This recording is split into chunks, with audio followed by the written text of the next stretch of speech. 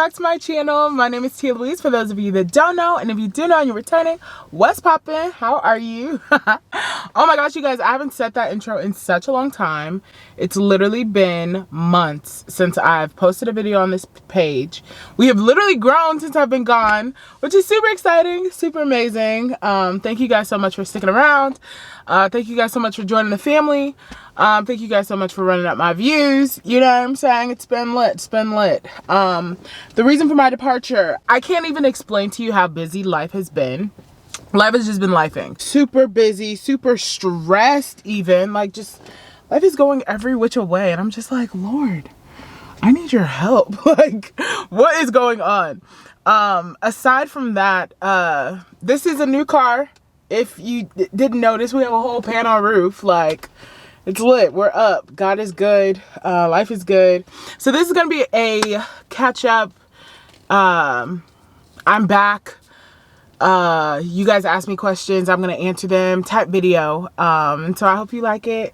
And yeah, let me know if you guys have more comment, or if you guys have more questions, just put them down in the comment section and I will be sure to reply and answer them. Okay, period.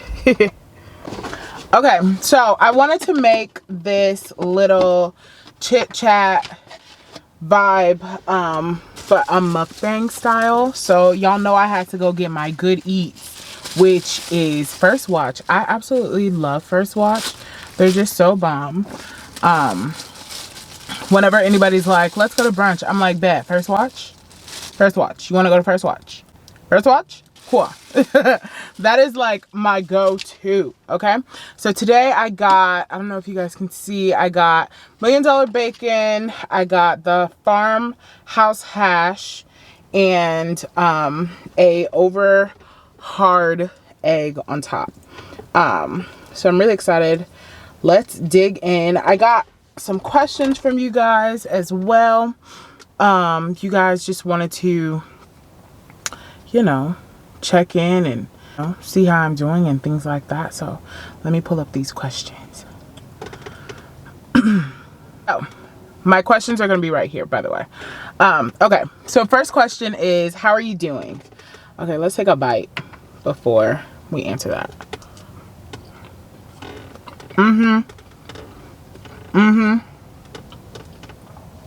Yes, ma'am. First Watch gonna do it for me every single time. Every time. Potatoes with avocado. Oh my gosh. Like, that's crazy. That's fire. Let's try this egg.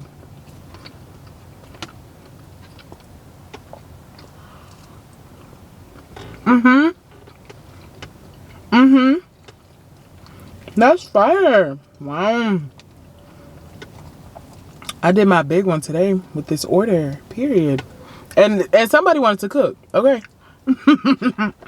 Okay. So,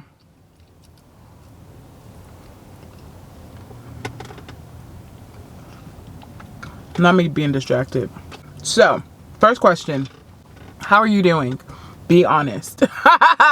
Thank you for making me feel like this is a safe space and I can be honest. No, how I am doing is a loaded answer, because I feel like that's such a loaded question. It's like, it's so easy to be like, oh yeah, I'm good, I'm fine, you know, life is well, you know, but like actually be struggling. I am doing better than I was.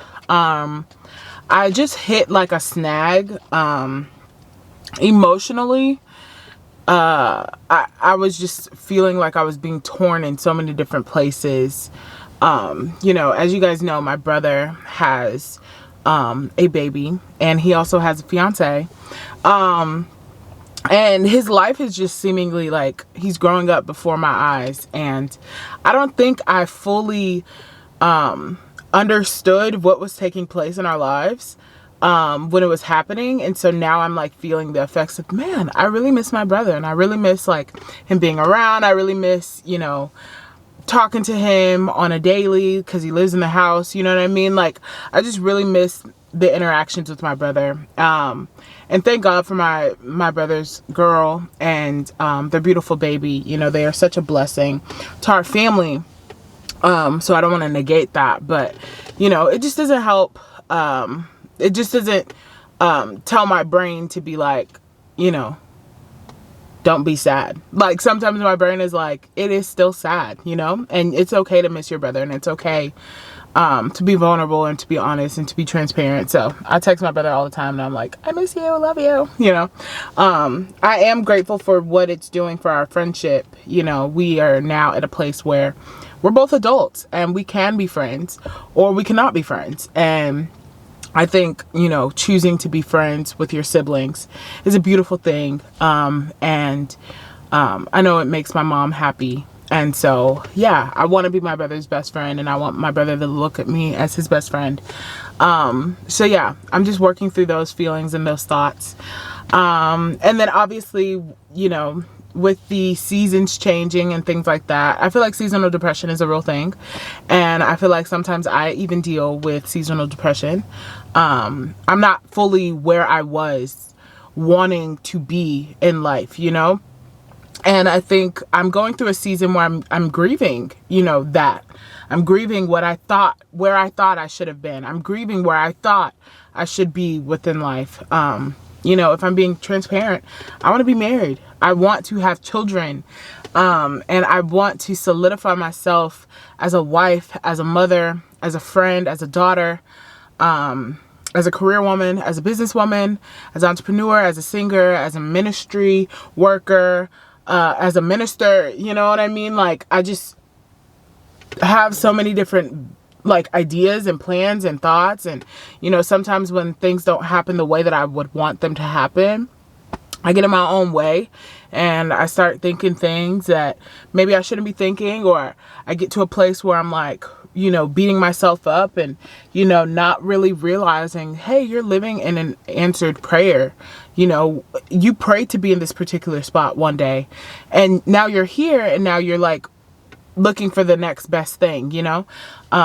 Comparison is a thief of joy, and you know, I try not to like I always tell people, I don't compete. You can't compete where you don't compare. And so I try not to compare myself with others.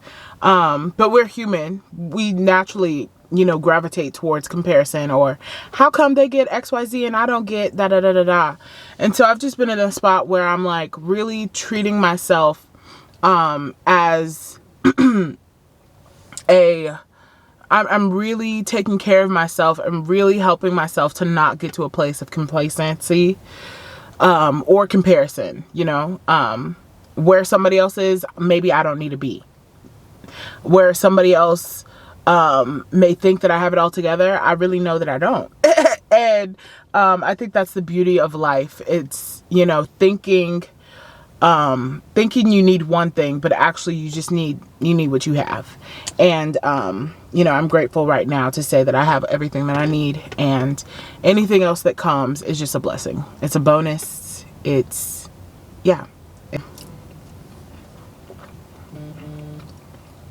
That's good. Next question. Who is Buki?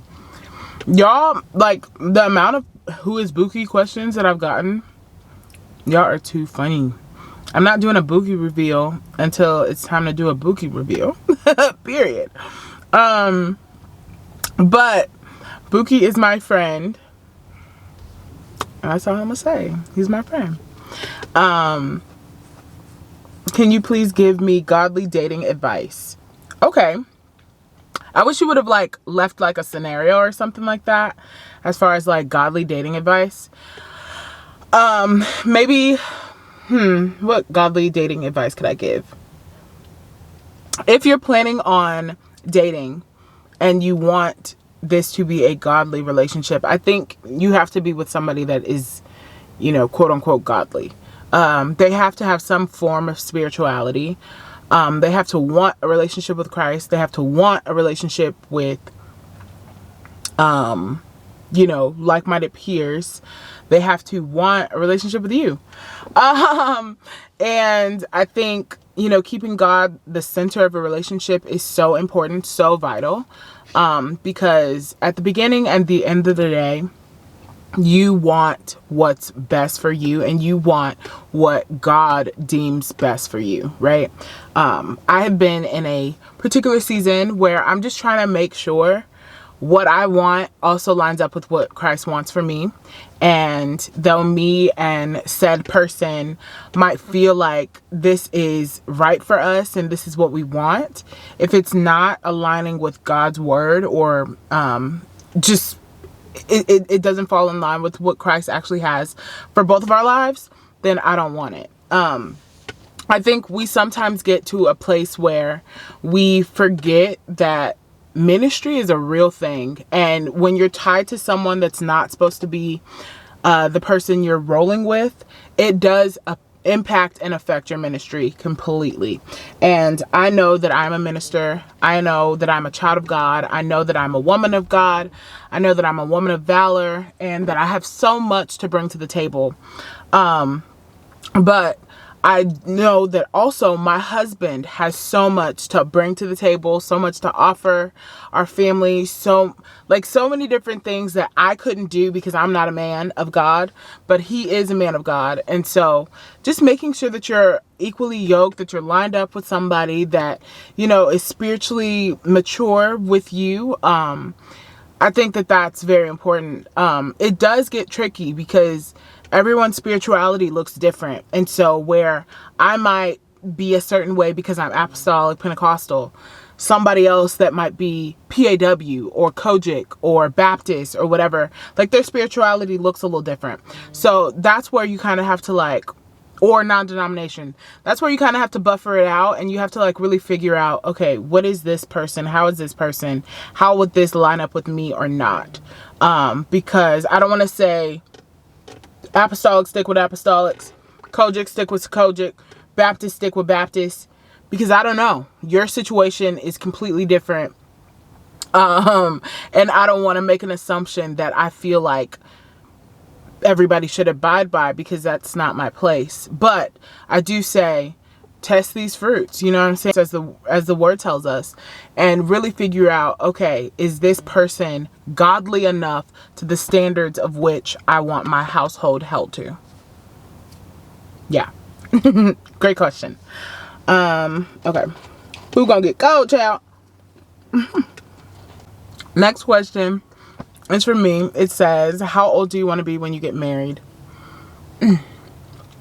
I'll answer this the way it's been in my life.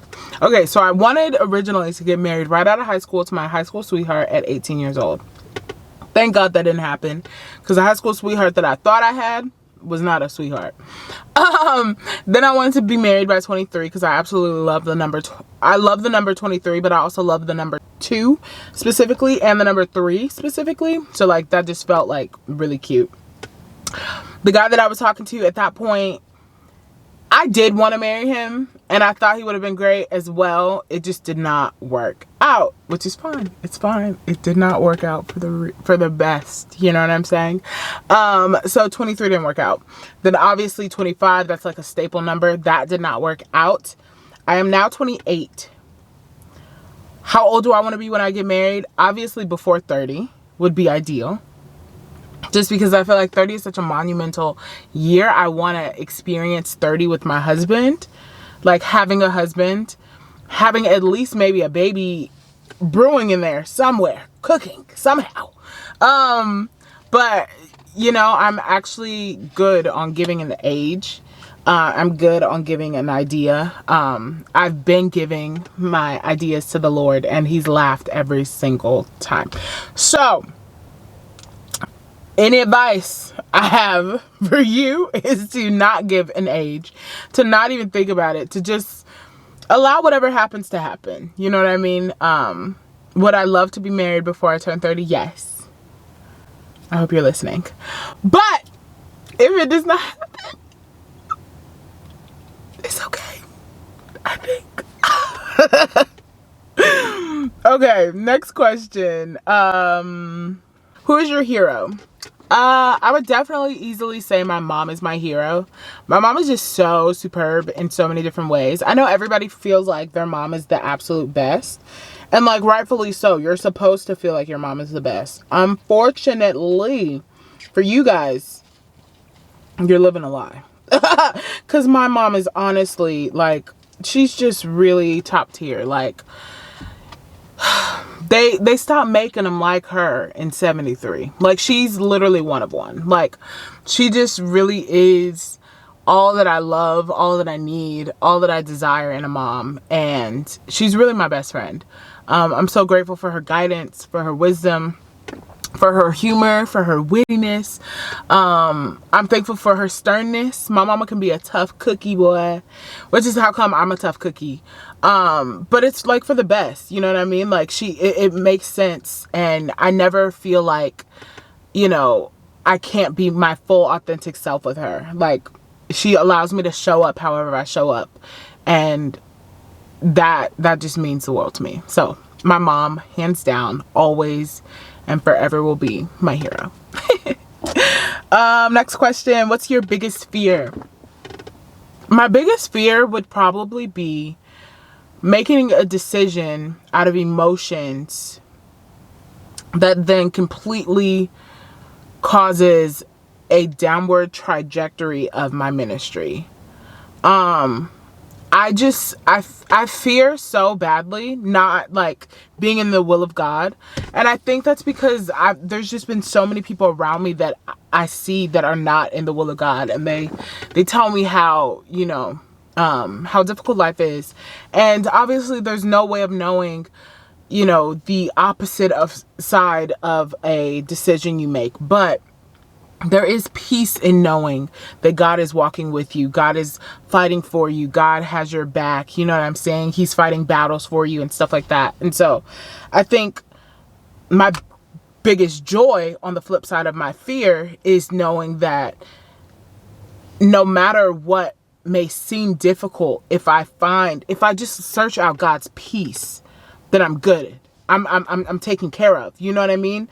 I may not know what's going to happen on the other side, but if I find and I seek out his peace, I'm straight. I'm tapped in. You know what I mean? So yeah. Yeah, I think that would be it. Good question. Let's eat. Hold on. That was a big old piece of egg. Are you an egg person? I feel like I want to be an egg person so bad, but like, girl,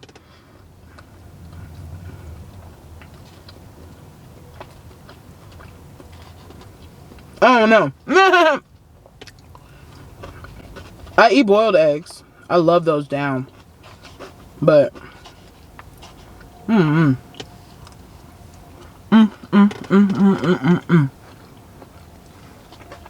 comment below your go-to first watch order. Usually mine is a trifecta or the farmhouse hash with $1 million bacon, always.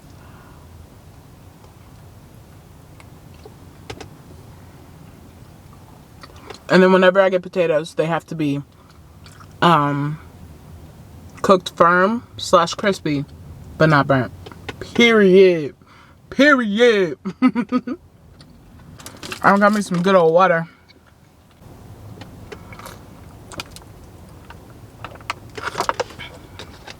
Okay. Next question.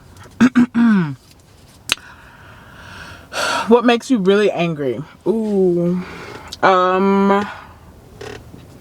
What makes me really angry? You know, liars make me really angry. I just feel like if you don't respect me enough to be honest with me, what are we doing? What are we doing here? Exactly. And I get it. There's some cases where people feel like the lie is easier or it's more protecting than the truth. But like, give me the opportunity to tell you, yes, you're right. I would have rather the lie. Or give me the opportunity to prove you wrong, you know, prove that thought process wrong, that I can take the truth, you know what I mean, that I'd rather the truth. So yeah, What makes me angry? Liars, for sure. And I only can say that like so adamant just because I used to really be a liar, you guys. Like, I could be so honest and tell you, like, it was ridiculous. Like, you can ask my mom. I would lie about stupid stuff, and it was just like I was lying for attention, but I was also lying because I could get away with it. Like, it was nothing. It was easy. It was simple. Like, what you gonna do? Who you gonna check? That was my thought process. Although I got whoopings. Like, my mom was like, me. Mom was like, I'ma check you with the belt. But, you know, with other people that I was lying to, I'm like, little scary tale. Yeah. But now it's a waste of time to lie. And I'm just like, I'm too grown. I'm 28. If I gotta lie, if I gotta hide, yeah, that's lame. What makes you laugh the most? Oh my gosh, so many different things make me laugh the most. I do have dark humor, I will say. If you are my close friends, you know. Like, there are some things that I share that it's like, that was dark humor for sure. But what makes me laugh the most is just like, people, man. People are funny. People for real are funny. Situations be making me laugh. Scenarios be making me laugh. Like, I just laugh a lot. I'm also a very goofy, silly person, so it doesn't take much to make me laugh, to be honest. And sometimes I laugh at things that, like, I laugh at the way that I think of something. Like, for example, one time Buki was telling me a story, and he really thought this story was gonna eat. And I was just sitting there, and I was like, oh, okay. And he was like, well, guess that wasn't funny. Type thing. And I laughed at, like, his reaction that I didn't laugh at what he really thought was gonna be so funny. And, like, that really tickled me. Like, I was just, like, bugging up. And he was like, I'm too mad you're laughing at my reaction instead of the actual joke. And I was like, yeah, that's crazy. I'm sorry. So sometimes I laugh at the fact that I be thinking stuff like that. Like, it's like, why did I think that that was funny, but the actual joke wasn't? LOL. So yeah. Next question. What's your go-to karaoke song? It'll have to be hands down No Air by Jordan Sparks and Chris Brown. What? That is an iconic song. Like, I don't care where I'm at. I don't care what I'm doing. If that song is on, I'm screaming it at the top of my lungs because that is such a bussin' song. I love that song down. And then Chris Brown's voice just eats. Like, woo. That is a singer. And then Jordan in those high parts. She's probably what helped me, like, figure out certain high notes. Like, I love to just, like, mimic a singer and just, like, see, can I do that too? Like, oh gosh, so good, so good. Next question. Where did the nickname Buki come from? LOL, I can't wait for you to reveal him. You guys are cute. Honestly, the nickname Buki came from Instagram. No, not Instagram, TikTok. It came from TikTok. So on TikTok, if you guys follow some mailman, hi sir. If you guys follow Monet McMichael, I love her. I'm obsessed with her. That's my sister, my bestie, basically, in my head. But she calls her boo Buki, and everybody's just been calling their boos Buki or Pookie or Tuki or, you know, whatever. And so I was like, I like the nickname Buki. You know what'll be really sad is, like, if things don't work out with me and Buki, and then it's like, do I call the other guy Buki because I called this one Buki? But then I also don't want to think about that because that is so sad. Like, I would hate to not be with Buki. Child, I don't know. I'm scared. What y'all think? Pray for me. Send up some prayers for your good sis, okay? She's trying to be married by, like, next year. But shh, don't tell nobody. Moving on.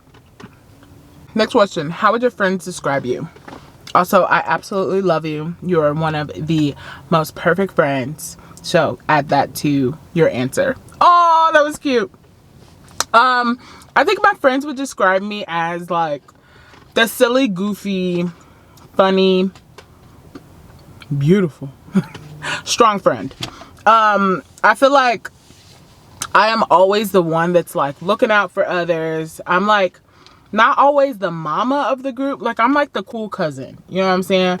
Like I'm like really mature and like, you know, I'm about it, but like I'm also like immature and want to like play around a lot, but then I can get serious, you know what I'm saying? But then I'm like always thinking of stuff that maybe others don't think about. Like just like when I love you and I want to show you that I care, you know, like little gifts and stuff like that here and there are like super important to me. And I feel like, you know, I just love that personality trait of mine. You know, I think my okay, so sorry for the quality switch.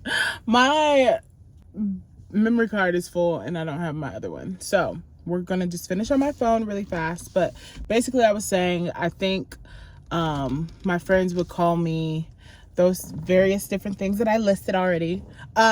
Just because like I'm super funny, I'm super easygoing. I am like quote unquote the strong friend or whatever. But like also I just am like a girl's girl. Like I think my husband and my kids will appreciate the type of friend that I am, because that's what I'll try to be for them. Though I'm not going to try to be my kids' friends while they're, you know, growing as children. I am going to try to be friendly to my children, because I think that's important. I think sometimes parents, they misconstrue the thought process of, well, if I'm friendly, then that gives my kid the thought process that they can disrespect me. And I don't believe that to be so. I don't think kids just wake up and be disrespectful. I think that that is a learned behavior, a taught behavior. You know what I'm saying? But if the parent shows up as friendly, as nice, as kind, as loving, it'll help the kid, you know, come at things a bit differently. So yeah, those are my thoughts. But yeah, this was really cute. This was really fun. I missed you guys so much. Since my camera is being crazy, I need to go ahead and clean off the memory card, and that means edit some vlogs and get them uploaded. So without further ado, I love you guys. Thank you guys so much for watching. If I did not get to your question, I will get to it in a part 2 of this. I don't want this to be OD long. But happy Vlogmas Day 1. This is super exciting. Thank you guys so much for being a part and for really showing me that you guys care and love me. You guys are so special and just amazing, and I'm just like grateful. I'm eternally grateful. So I want you to pick a number. I want somebody to pick a number 1 through 10 and tell me in the comments your particular number. And I have a number in my head, and whoever guesses that number, I'm sending you a gift card to Starbucks for tomorrow, or a Cash App request for Starbucks tomorrow, just because I feel it. And you know, I'm excited to be back, and I'm excited to be vlogging for you guys again. And yeah, but I love you guys so much. Thank you so much for watching. Be sure to like, comment, share, and subscribe. We're lit over here. Also, if you're not following me on Instagram, you should definitely do that. My Insta is going crazy. Okay, we're like going uppity. Okay, we're going upper. So, I love y'all. I'll catch y'all on a flip-flop later. Bye. I just wanna wish you a very Merry Christmas and a Happy New